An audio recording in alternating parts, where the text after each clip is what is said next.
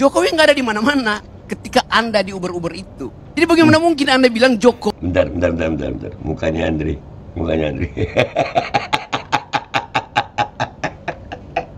Dan semoga Allah Subhanahu wa Ta'ala menghancurkan sehancur-hancurnya para pelaku pembantaian 6 syuhada pengawal kami dan yang memerintahkannya, serta para aktor intelektualnya juga yang merestuinya, dan semua yang terlibat dalam pembantaian sadis dan brutal tersebut secara langsung maupun tidak langsung.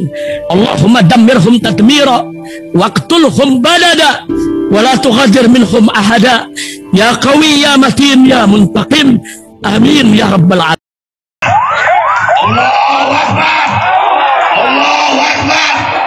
Al Godi, sekarang ada warnanya loh, baju koko habaib.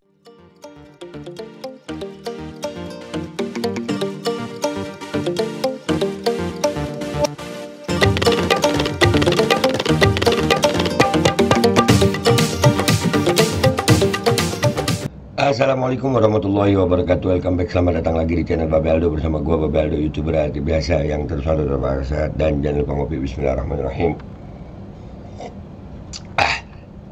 Alhamdulillahirrabbilalamin. Wassalatu wassalamu ala sayyidil mursalin Sayyidina Muhammad wa ala alihi wa sahbihi ajma'in. Rabbi shrah li sadri wa yassir li amri wahlul 'uqdatam min lisani yafqahu qawli bi jahi nabi wa alihi. Salam revolusi akhlak, semangat revolusi akhlak. Semoga akhlak kita jadi lebih baik hari ini dibanding kemarin. Panjang umur, perjuangan merdeka, Allahu Akbar. Salam sejahtera bagi seluruh rakyat Indonesia dimanapun kalian berada. Semoga kalian semuanya dalam keadaan sehat walafiat, tidak kurang suatu apapun. Dan kalau ada yang sakit dari kalian itu menjadi sakit penghapus dosa, penambah pahala, sakit yang insya Allah segera disehatkan oleh Allah Subhanahu Wa Taala dalam sehat yang manfaat. Amin ya rabbal alamin. Oke guys, lama kita nggak ngebahas politik ya. Nih kali ini ada cuplikan di TV One ini ya, pernyataan kuliah Rocky Gerung seperti biasa, no Rocky no party. Kali ini Andre Rosiade ya dari Gerindra tuh, aduh diberi, ini tulisannya rada alay sih dari TikTok nih. Diberi kuliah 9 SKS Bung Rocky Gerung di ILC, kader senior PDIP hanya terdiam tak mampu membantah. Rocky dilawan, jangan bro, kalau nggak kuat lu stok literasi lu nggak kuat untuk bernarasi, lebih baik jangan sama Rocky deh, iya aja deh lu, kebolak-balik lu. Nih kita lihat nih Andre Rosiade gimana, kita reaksi yuk. Bismillahirrahmanirrahim. Sekarang Profesor Rocky Gerung makin susah diundang sekarang. Andre pernah nggak mengalami peristiwa mendebarkan di jam? Mukanya Andre lu lihat ya. Bentar. Ulangi dikit. Mukanya Andre gua asik ngeliat nih. Sekarang Profesor Rocky Gerung makin susah diundang sekarang. Andre pernah nggak mengalami peristiwa?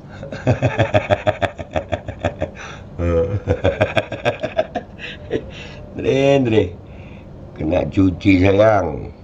Lanjut. Peristiwa mendebarkan di zaman Orde Baru. Jadi orang itu dia ingat apa yang dia alami secara real. Tapi kalau saya ceritakan sesuatu yang tidak kamu alami, kamu hanya bisa bayangkan. Setiap minggu saya di LBH dulu, penasehat politik Buyung Nasution. Setiap kali kita diskusi, datang polisi dari Kramat 5 dulu, polisi dan tentara masih sama, Kremlin kita sebut. Dia masuk ke ruang diskusi, ada Malik. Dia naik di atas meja dan dia bilang, demi undang-undang saya bubarkan diskusi ini. Orde Baru pakai demi undang-undang. Dia sah bubarin itu. Undang-undangnya subversif memang, tapi dia pakai undang-undang. Kalau sekarang rektornya ditelepon, jangan terima Rocky Gerung untuk diskusi itu. Anda lihat. Tuh bedanya Orde Baru sama sekarang. Lebih parah sekarang. Kita dulu bubarin Orde Baru karena nggak suka itu ada subversif salah satunya. Sekarang nggak pakai undang-undang, ditelepon langsung. Ini nggak otoritarian. Susah ngomongnya gue. Jadi kalau Anda bilang Jokowi merawat demokrasi, Jokowi tiba ketika Indonesia udah demokratis, saudara Andre. Ayo politikus sekarang begitu ya, kadang-kadang akal sehat karena akal sehat hilang karena dukungan ya. Aduh. Padahal Andre ini termasuk orang yang sering ngeritik Jokowi dulu. Ya, hilang gitu ya karena dukungan. Makanya gua malas dukung-mendukung. Ya begini. Tapi kita lanjutin kuliahnya Rocky Gerung deh ya. Jokowi nggak ada di mana-mana ketika Anda di Uber-Uber itu. Jadi bagaimana mungkin Anda bilang Jokowi? Bentar. Mukanya Andre.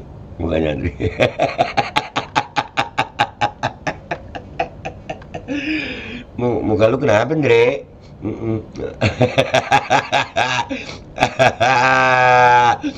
Lanjut. Ketika Indonesia udah demokratis, saudara Andre. Jokowi nggak ada di mana-mana ketika Iya, Anda di Uber-Uber lucu itu. mukanya. Jadi bagaimana mungkin Anda bilang Jokowi sedang merawat demokrasi? Dia memberantakkan demokrasi, itu Nah. intinya. Ada pepatah bilang begini, we choose joys and sorrow long before we experience them. Kita memilih kegembiraan atau kesusahan jauh sebelum kita mengalaminya. Kalimat itu, Anda tahu kalimat itu siapa yang ucapkan? Yang ucapkan itu adalah Gibran, yang nama depannya Kahlil.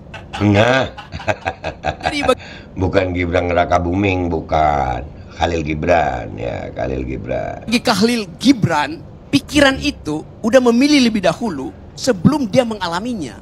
Jokowi di pikirannya sudah memilih jadi otoriter sebelum dia mengalaminya, sebelum dia menjalankannya. Itu yang namanya authoritarian personality. Ide untuk memperpanjang masa jabatan itu adalah authoritarian personality. Ide untuk menambah masa jabatan itu adalah ide authoritarian personality. Ide untuk menjadikan Gibran calon wakil presiden itu adalah authoritarian personality. Dia udah memilih sebelum dia lakukan bahkan.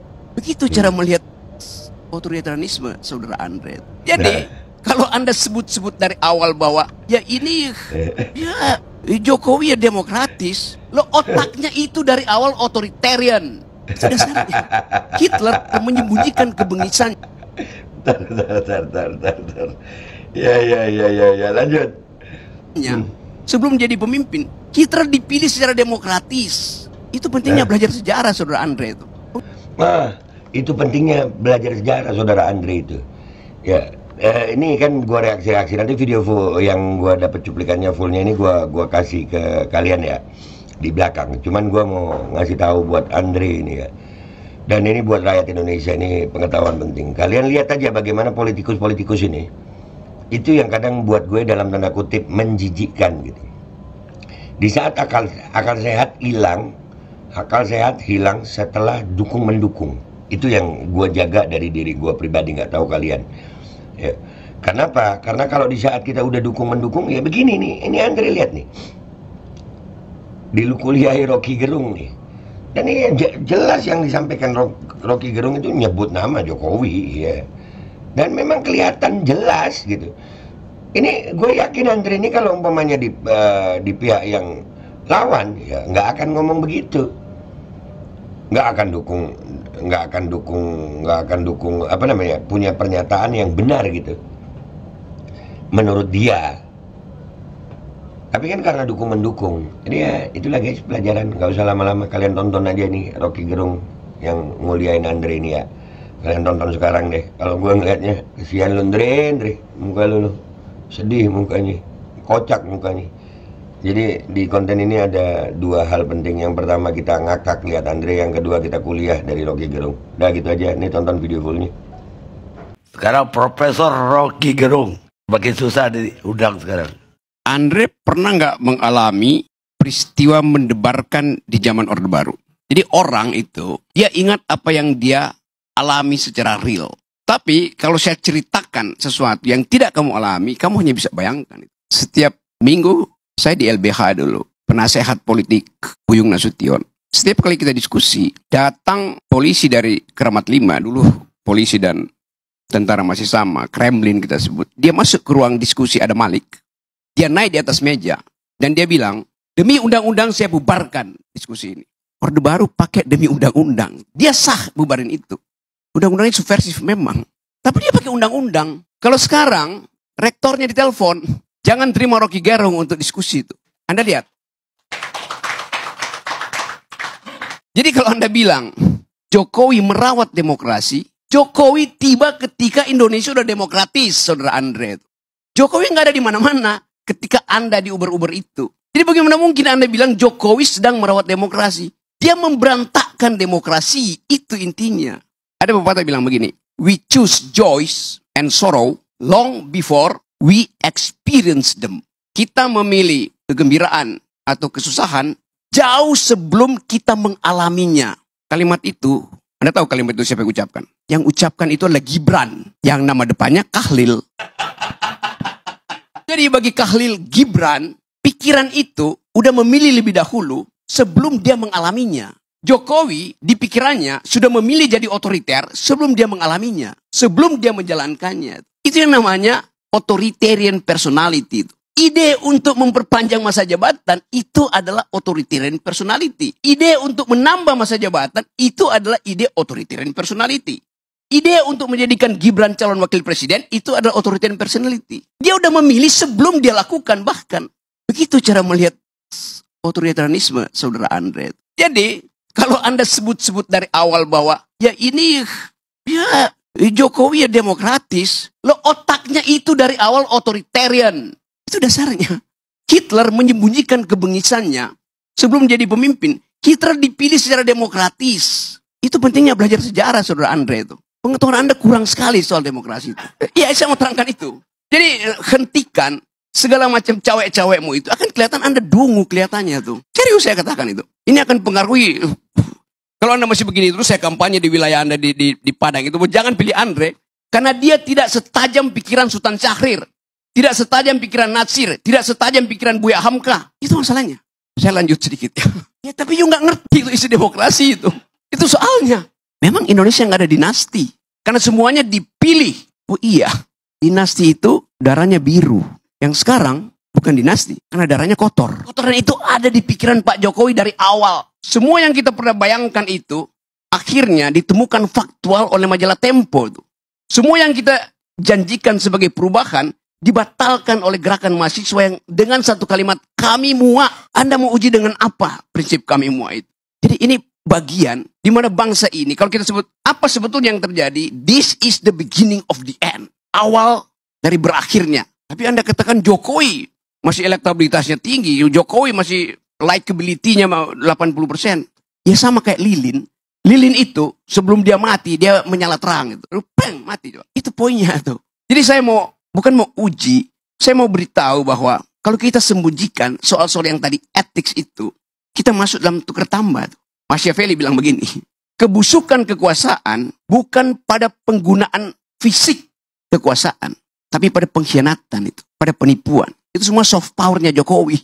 Jokowi nggak datang seperti Soeharto bilang, I'll cover you, gua gebuk lu. Enggak.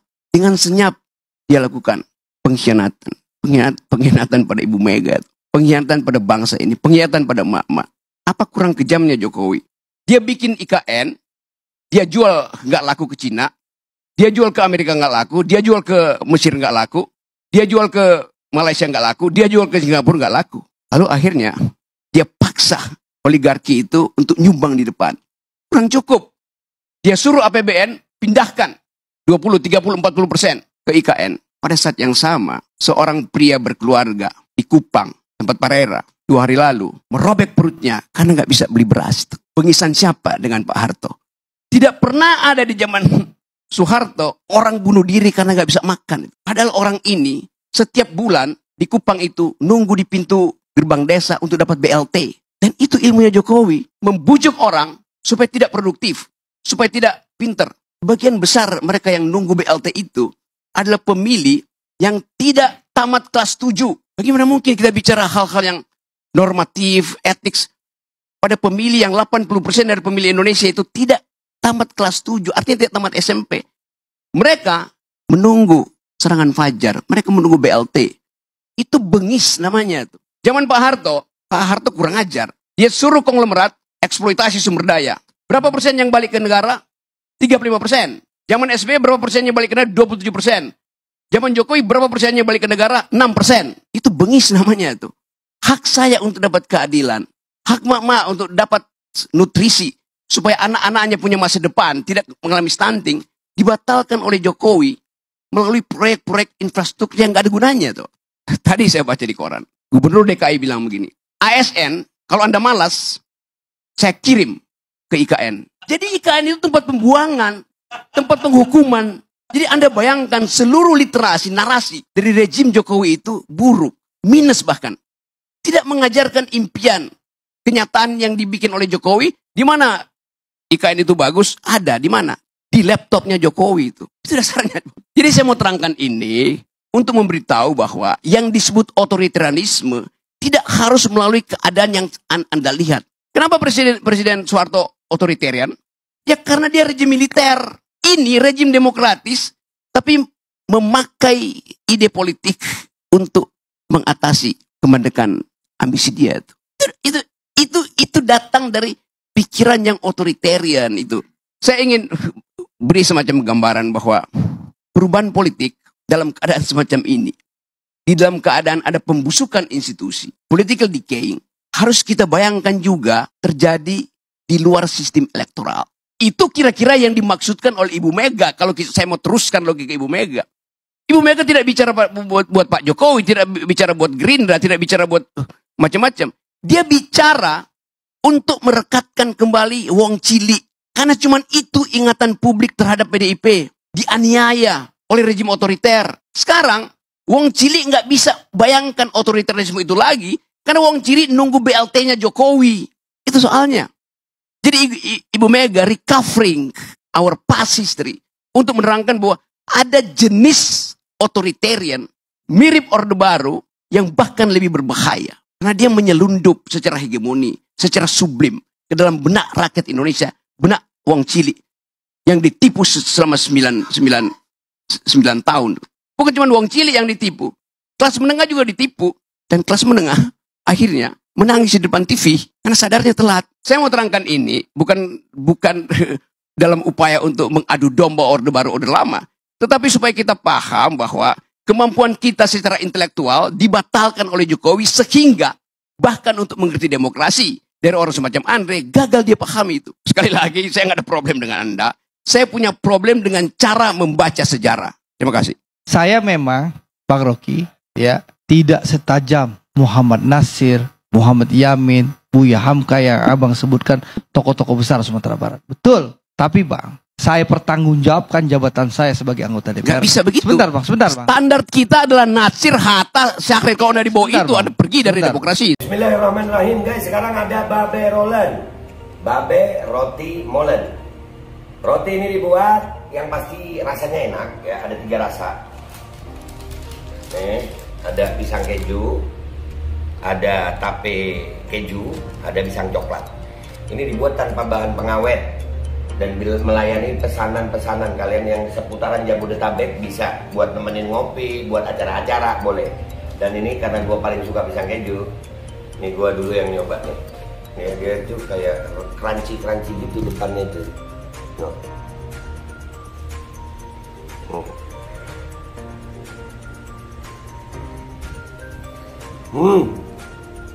Tahu kerannya di depan nih, terus di dalamnya empuk. Ya Allah.